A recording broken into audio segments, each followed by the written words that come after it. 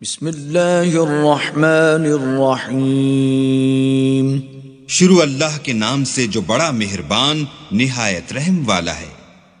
سوال یہ ہے کہ بھائی ہمارے کچھ علماء کرام یا عام لوگ وہ لطیفے قصے کہانیاں وہ سناتے ہیں، ان کی کیا حیثیت ہے؟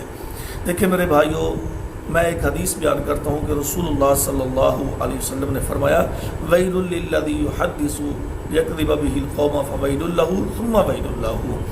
آپ نے فرمایا کہ جو شخص کسی کو ایسی بات بتائے، ایسا وہ قصہ سنائے اور اس کے اندر جھوٹ کی آمیزش ہو، اور وہ لوگوں کو اس لیے کہ لیضحک بہ القوم، تاکہ لوگ سامعین اس کو سن کر ہنسیں گے، محظوظ ہوں گے، ہاں جی، تو آپ نے فرمایا کہ اس کے لیے ویل ہے، اس کے لیے ہلاکت ہے، ہلاکت ہے، ہلاکت ہے۔ یعنی کہ 3 دفعہ نبی صلی اللہ علیہ وسلم نے اس بندے کے لیے بد دعا، یعنی کہ ہلاکت، تباہ و بربادی، ذلت، یعنی کہ آپ نے فرمایا کہ ویل اس شخص کے لیے کہ جو لوگوں کو قصے کہانیاں سناتا ہے لوگوں کو ہنسانے کے لیے۔ تو انتہائی افسوس اور انتہائی دکھ کے ساتھ یہ بات کہنا پڑتی ہے کہ ہمارے معاشرے کے اندر کچھ ایسے علماء ہیں جو کہتے ہیں کہ جی ہم عالم ہیں، بلکہ علامہ کہلواتے ہیں، اور وہ پھر اس قسم کے قصے کہانیاں لوگوں کو سنا کے، یعنی کہ وہ باتوں پہ ہنسانا، جگتے لگانا، یہ کرنا وہ کرنا۔ تو میرے بھائیو، یہ بہت بڑا جرم ہے۔ اللہ تعالیٰ سے معافی مانگنی چاہیے، اللہ تعالیٰ سے ڈرنا چاہیے، اللہ کا خوف کرنا چاہیے۔ ایسے مسخرے لوگوں کو دین اسلام کو بدنام نہیں کرنے دینا چاہیے۔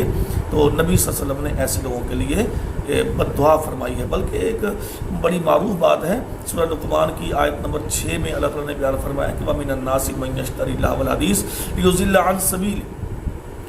کہ نبی صلی اللہ علیہ وسلم کے زمانے میں ایک بڑا کافر تھا، بے ایمان، جو آپ کا دشمن تھا، نضر بن حارث۔ تو یہ مختلف علاقوں میں جاتا تو وہاں سے قصے کہانیاں سن کے آتا، یا یہ وہاں سے لونڈیاں لے کر آتا، ادھر پیارے نبی صلی اللہ علیہ وسلم قرآن مجید پڑھتے اور ادھر یہ لوگوں کو قصے کہانیاں سناتا، کہتا میں بھی تمہیں قصے کہانیاں سناتا ہوں۔